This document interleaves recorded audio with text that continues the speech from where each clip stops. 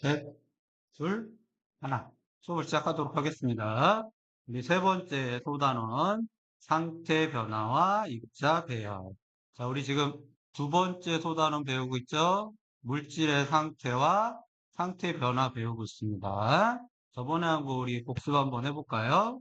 물질의 상태 변화. 자, 우리 제일 먼저 액체 볼까요? 액체. 액체가 기체로 변하는 걸 우리 뭐라고 그랬냐면 기화. 물이 끓는 거. 그 다음에 반대로 기체가 액체로 되는 거는 액화. 그래서 이슬이 맺히는 거 했었죠?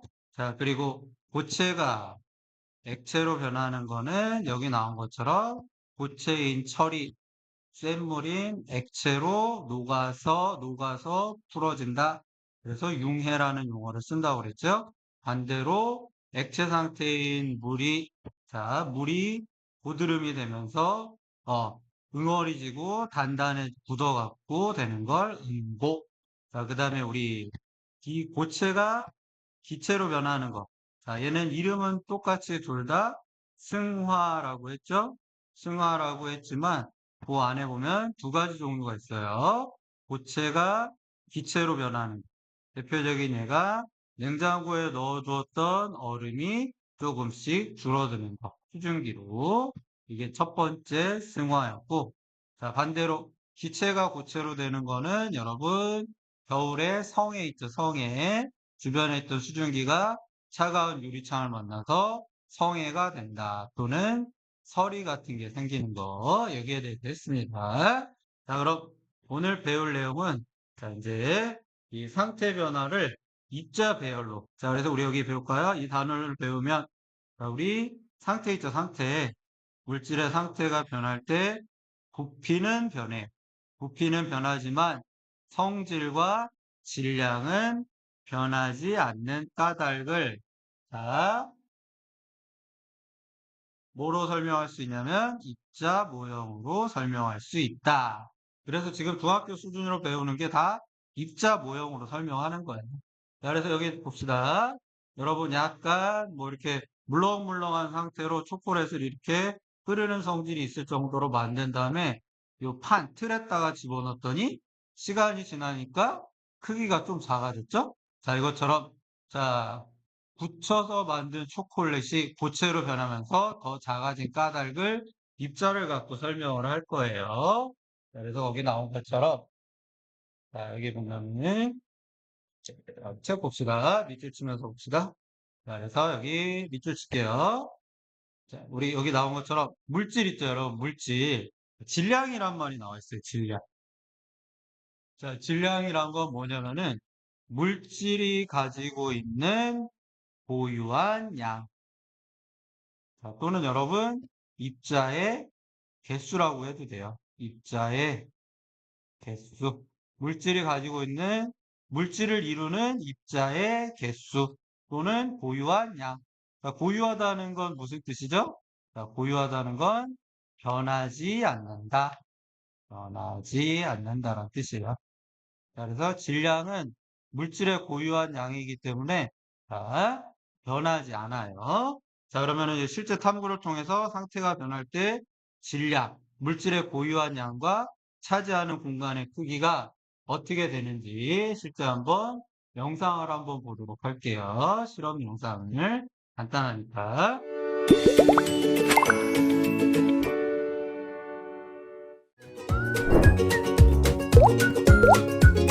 야생도 저번에도 우리 나왔었죠?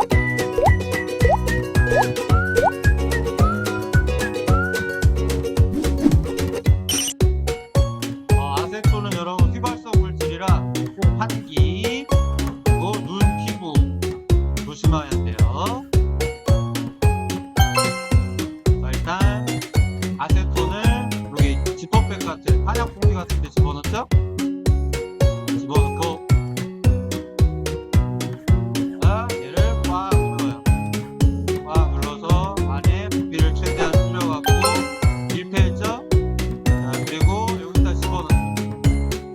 자, 얘는 자, 감압 장치예요. 압력을 줄여주는 장치예요. 이 펌프질을 하면 여기 안에 있던 공기 입자들이 밖으로 빠져나와요. 공기 입자들이 빠져나오면 공기 입자들이 이 지퍼팩에 부딪히는 충돌 횟수가 줄어들기 때문에 이 안에 내부에 압력이 줄어든다. 그래서 감압 장치는 압력을 감소하는 장치예요. 안에 공기를 빼내서 이것도 꽉꽉해주고 질량 227.3g 나왔죠. 227.3g 처음에 액체 상태일 때 이제 뜨거운 물에 넣어요. 그러면은 증발이 더 빨리 일어나겠죠. 기화가 훨씬 빨리 일어나죠. 꽉꽉해졌어요. 안에 아세톤이 다 기화돼가지고 꽉꽉해졌죠. 자, 여기 물기를 왜 닦을까요?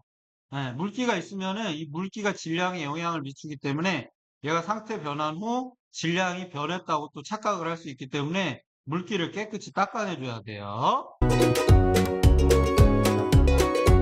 이거 질량을 재보면 자, 어떻게 나올까요? 아까보다 적게 나올 것 같지 않아요? 왜냐하면 기체로 변했으니까.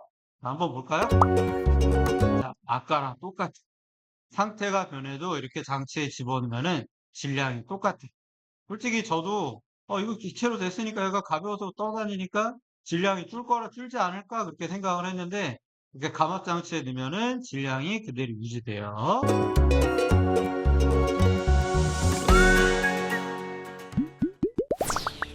그래서 이 실험을 통해 알 수 있는 거, 자, 부풀어 오르죠. 아세톤이 기체로, 아세톤을 기체로 만들었어요.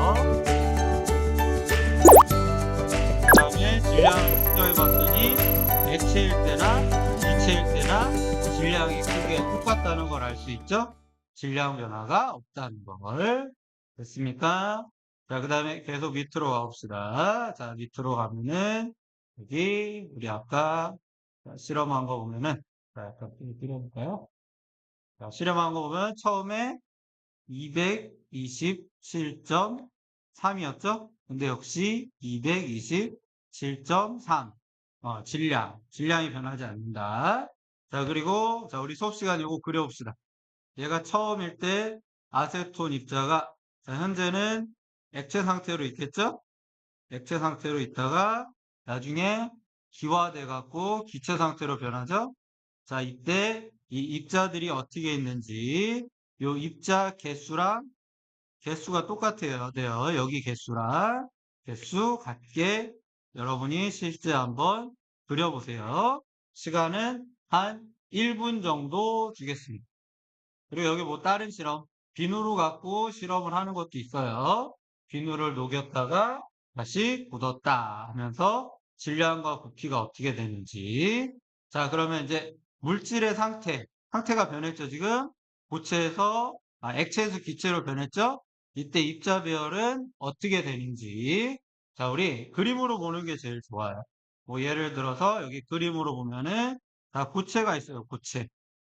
자, 여기 보면은 요렇게 한 단, 요렇게 한 단, 요렇게 한 단 있으니까 27개의 입자가 있어요. 자, 근데 고체 상태가 액체로 변했어요. 액체. 자, 액체로 변했더니 어떻게 됐어요? 융해가 일어났더니 자, 융해가 일어나면 부피가 증가한다는 걸 알 수 있죠? 차지하고 있는 공간이 늘어나기 때문에 부피가 증가해요.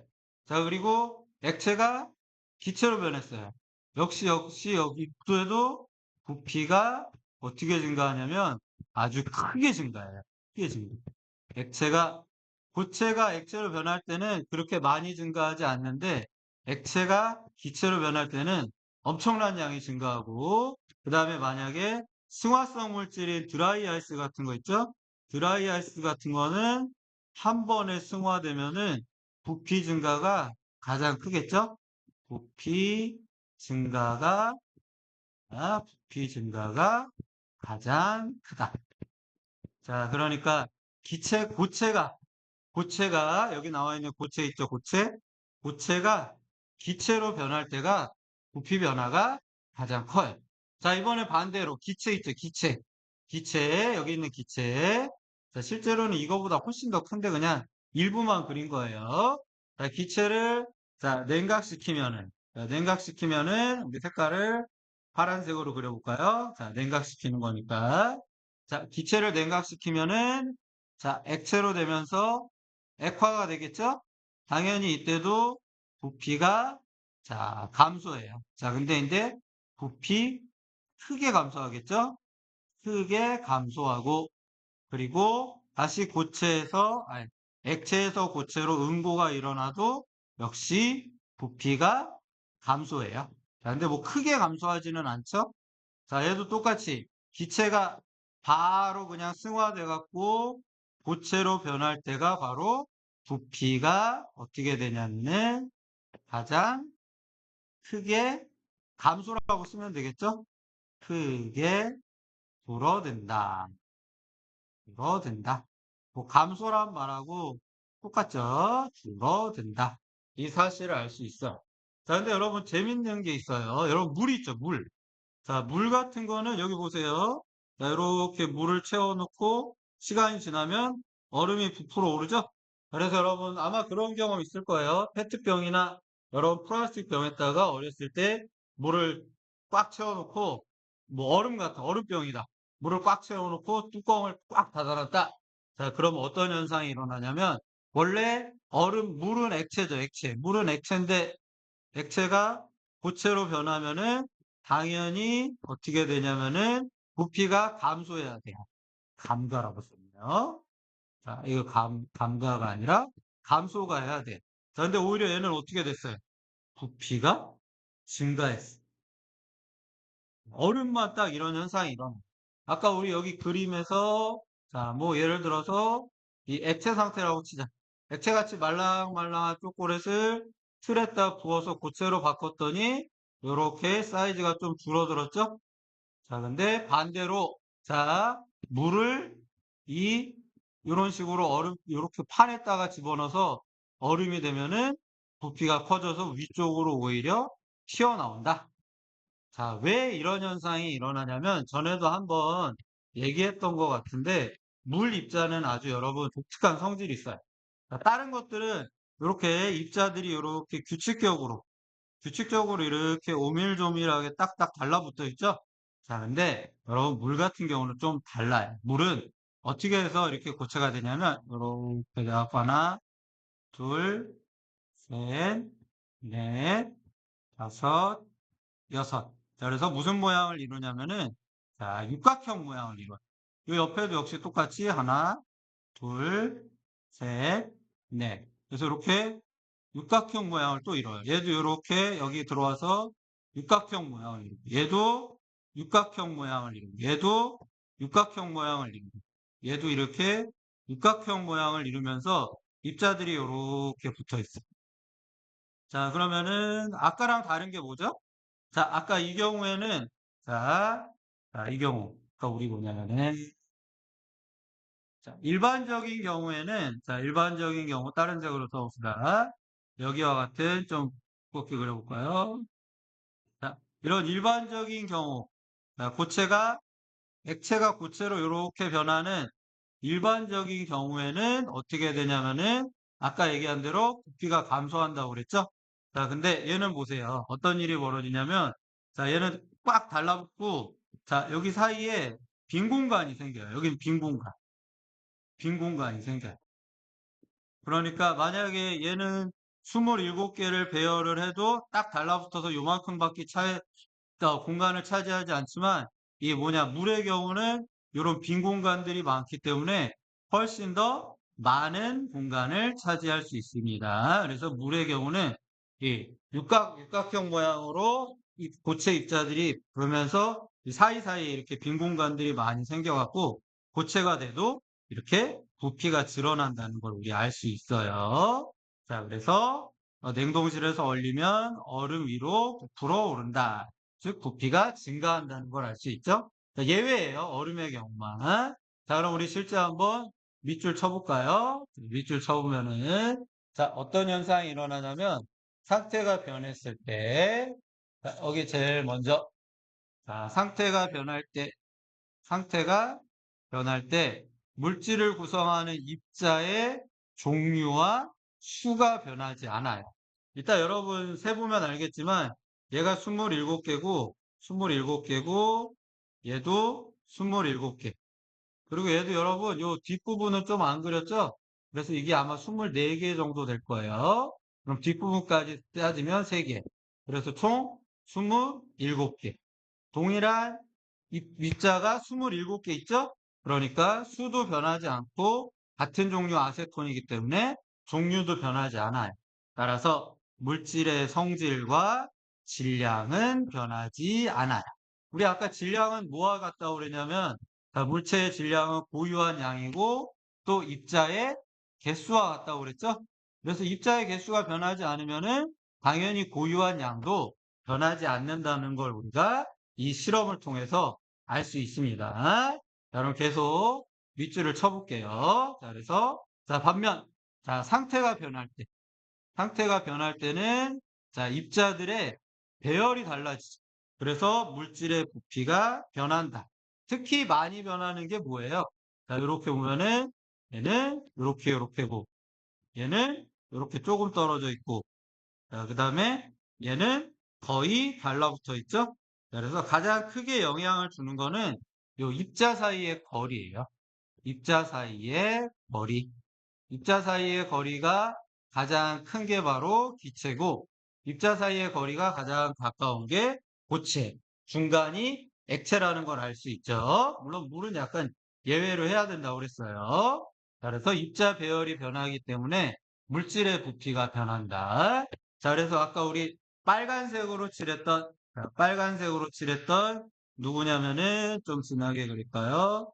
자, 빨간색으로 칠했던 우리 아까 승화, 기화, 융해 이런 것들 있죠. 이렇게 빨간색으로 칠했던 얘네들은 자 융해, 기화, 자, 일반적으로 융해, 기화 그리고 고체에서 기체로 일어나는 승화의 경우에는 자 어떤 현상이 일어나냐면 이번에 좀 짧게 할게요.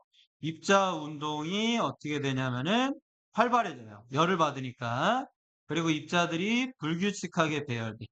또 입자 사이의 거리가 어떻게 되냐면은 멀어져. 그러니까 당연히 부피가 늘어나겠죠? 자, 반대로 아까 우리 파란색으로 동그라미 쳤던 거 있죠? 파란색으로 동그라미 쳤던 파란색으로 해야죠.